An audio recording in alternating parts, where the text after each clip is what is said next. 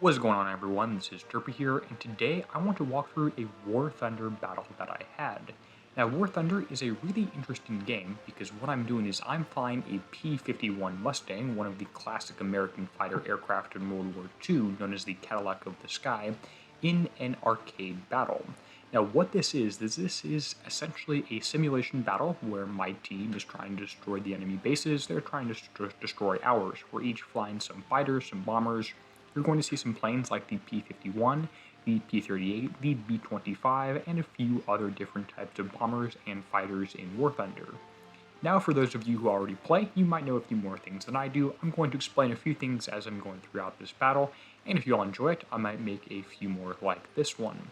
Now, what I'm doing to start out here is I'm climbing up towards the top right of the battle, and I'm doing this because energy is really important. You want to maintain an altitude advantage or a speed advantage, which are both forms of energy fighting, over pretty much all the other enemy aircraft. And if you do that, as you're going to see I'm able to do in this battle, you are going to stay pretty safe from all the enemy fighters and stuff like that.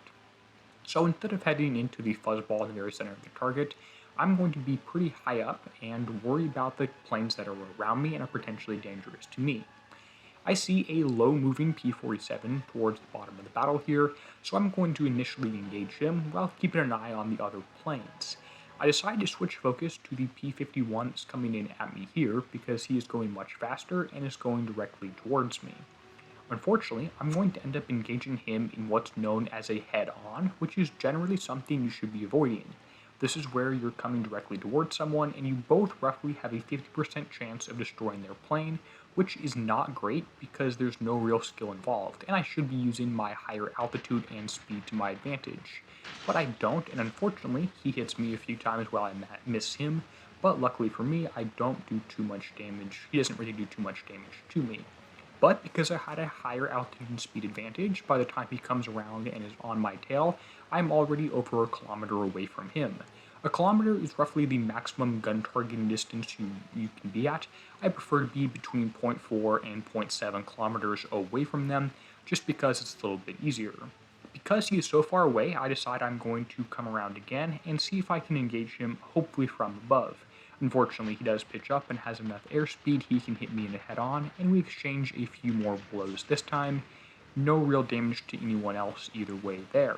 But I do still have more airspeed, so let's go ahead and come up, see if we can get guns on target one more time, and engage him this last time to take him out. There's also a P-47 around here, which I'm a little bit worried about. We'll see if I can get to him after this. Circling back around here, P-47 goes directly above me, and the P-51 is now diving towards the ground. Unfortunately for him, I am faster than him, and I'm going to be able to get guns on target right here, fire a few cannon shots, and take him out with a little bit of a fiery explosion there. Looks like he is down. I immediately go ahead and head back up because I'm worried about that P-47, get into a little bit of a straight line while checking around me, and target lock onto the P-47. Then let's go ahead and do a big loop, come back towards him, get target lock on him, and see if we can engage him. This is another example of a head-on, but he pulls out a little bit too late, and I'm able to fire at him a few times. Unfortunately, he did hit my elevator as I was moving away there, which will mean it's a little bit harder to pitch up for the rest of the battle, but not too worried about that. Now the P-47 is down, and it somehow turns out to be a P-40 is roughly on my tail. Fortunately for me, he is diving and is a whole lot slower, so I'm going to be able to take him out without too much damage here. He's really close to me. I probably should have stayed and gained a little bit more altitude before coming around, but I didn't, so let's see if we can't pivot back on towards him.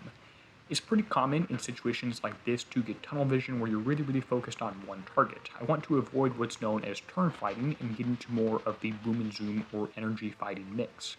I am roughly on his tail right here. I'm going to stay on it for a little bit. I'm a lot faster than him, and I'm catching up.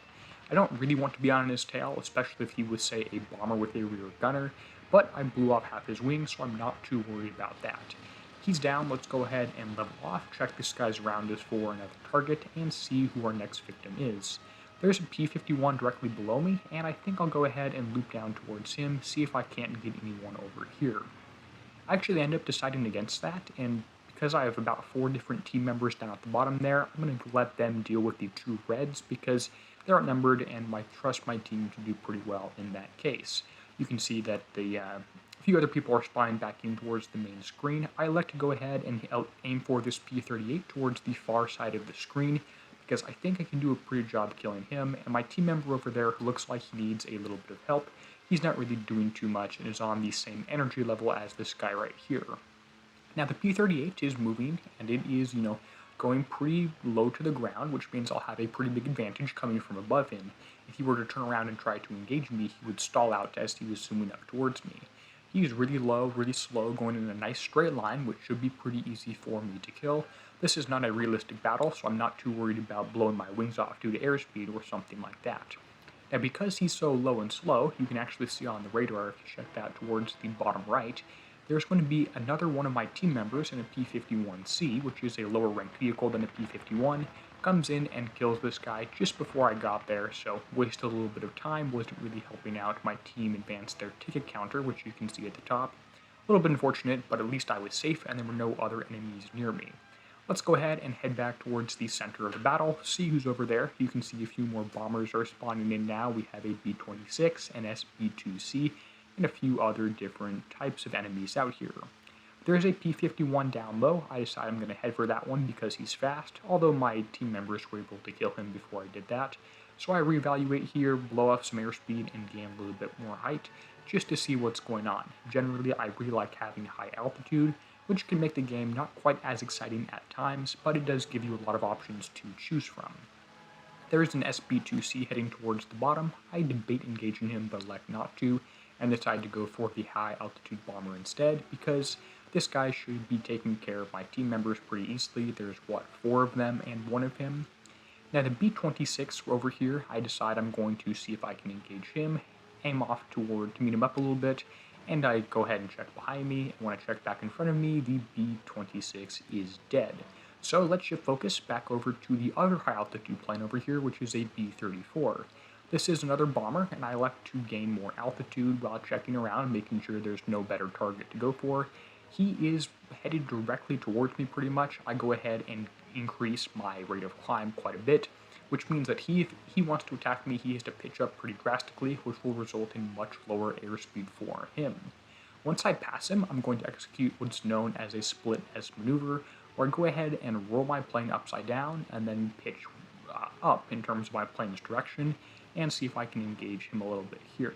Looks like I did this pretty close to him. In retrospect, I should have been much further away, so I had more time to make my attack run, although it worked out pretty well, and I was able to take him down with no shots towards me, which was pretty lucky. After I kill him, as you can see I've done with pretty much every kill, I level off and look for other people around me to take down. I'm not really seeing anyone, so I believe this is actually a reverse split S, you can correct me if I'm wrong, but I head towards the B-25, who actually is the same player in that SB-2C who just respawned. Head towards him. He is pretty far below me, so he might not even see me or might not be paying attention, thinking I wouldn't bother to die for him. Well, fortunately for him, there's no other reds around here to help him out, so I'm going to head towards him and take him out. Right here you can see he pitches up into a vertical head-on with the J2M team member I have, which means that he is going to be really, really slow and is a really big target, which works out really well for my cannons. A few shots should take him down, especially if I can hit something sensitive like an engine. I think he's upside down at this point, so I'm probably not going to get a pilot. I'm able to engage him, hit him a few times, and even with my team member shooting at him, we basically disintegrate him instantly. I go ahead and pull up, and actually I decide I'm too close to the enemy base in the airfield, so I do a big loop and look around to see where everyone else is. I debate going for that P-39 directly below me until I see my good friend Russian Troll, who I've killed twice now, back in an A-20G. I believe that's a bomber, it might just be an attack aircraft. It does have a rear gunner, so I'm a little bit worried about that, but I decide I'm going to go towards him. I do a big loop going up first, just to keep my airspeed lower and my altitude higher before I engage these guys. There are about 3 enemy planes here. That's a little bit troublesome. There's a P-47, A-20, and B-25. I decide I'm going to go for the A-20. It looks like it's in the best attack position, and I might be able to hit the P-47 if I continue my run, although I don't actually end up doing that. The F6F off towards the top of the screen isn't really going towards me. Now the A-20 has a gunner here that I mentioned. He's shooting at me a few times, but his accuracy and fire rate are really too low.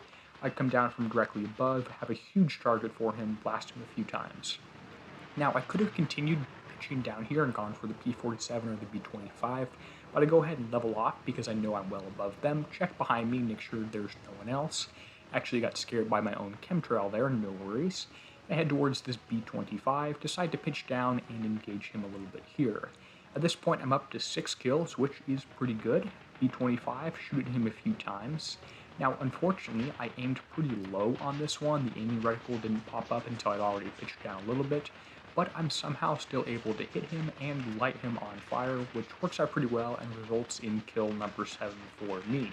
As would work with any game, a kill-death ratio of above 0.5 is probably pretty good. Now that he's down, I look around, see if there's any other decent targets, and I'm not really seeing too many out there. There's a few that are pretty far down, but I decide this B-25, which is a high-altitude bomber, is again something I want to go for. Now, he decides that maybe he sees me, maybe he doesn't, and just wants to get it over with quickly. He's going to drop down and do some quick bombing runs toward the bottom of the target. Let's go ahead and go into 2x speed while we wait for him to pass by. Now, he's about 4 kilometers away from me. I decide I am going to go for him, and I probably should have turned a little bit earlier in this case. But I pitched towards him about 2 miles out, checking around, making sure no one else is there. And by the time we get to about 1.5 kilometers, not miles, metric units, I head towards him, and he's a little bit too far away from me to start firing. I probably could have tried to cut him off a little bit more closely, and by the time I get to about 0.7 away, I fire at him a few times. Unfortunately, I am aiming a little bit under, and I'm missing due to my shots here. But not to worry, I can stay guns on him until I run out of ammo, which is probably a rookie mistake. I can go ahead and pitch up and move away. This is more of the classic boom and zoom approach. If you get too close, I don't really want to sit on the tail gunner there for a few hours. I just want to fire at him a little bit, dive back up into my free space right here. I'm not being attacked by him, not being attacked by anyone else. I have an airspeed advantage over him. I have an altitude advantage, I should say, over him. And I don't really have to worry about him too much. Once I get my weapons reloaded and my distance away from him, I can go ahead and pitch down again, make another run at him, and if he starts getting too close or firing too much at me, I can go ahead and peel off until I can reload and have another attack run. American fighters in this game are a pretty classic boom and zoom technique. Now, unfortunately for me, by the time I get reloaded and engage him again, the battle ends and our team unfortunately lost. Well, that was a quick War Thunder video. I wanted to show you what it was like. I wanted to, run through something like that and show you the P-51 Mustang, which is probably my favorite plane in this game to fly because it is a pretty powerful aircraft. If you like this video, let me know. If you're interested in seeing a few other things like this, maybe some other games out there, let me know. And with that said, and until next time, this is going to be Derpy signing out, helping you be a better pilot.